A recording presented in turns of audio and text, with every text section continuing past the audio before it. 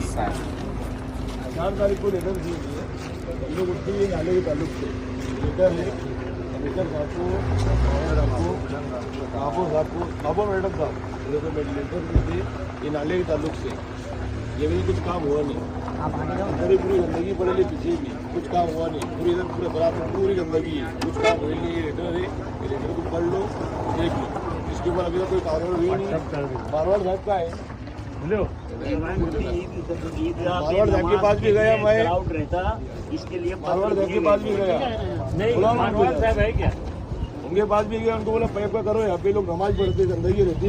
अभी बोले हमारे पास को अवेलेबल है नहीं, तो तत्काल के अंदर कम से कम कुछ इमरजेंसी के अंदर कुछ होना क्या नहीं होना। अभी गंदगी के अंदर लोग नमाज पढ़ेंगे क्या? कितने दिन में होगा वो काम? ये 4 तारीख को मैडम महापुर मैडम लेटर दिए ले, कितनी तारीख को? 4 दिन 26 को।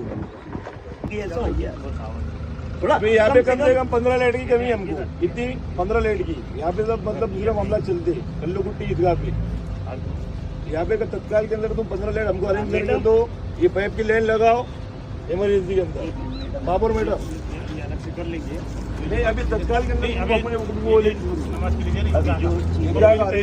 रीति का क्या है तुम्हारा प्रोसेस? रीति का है ना, चालू करे कल से आ जाएंगी। रीति ये साइड में भी डाली रही है, ये बाजू की भाई अंदर भी होता है क्या? अंदर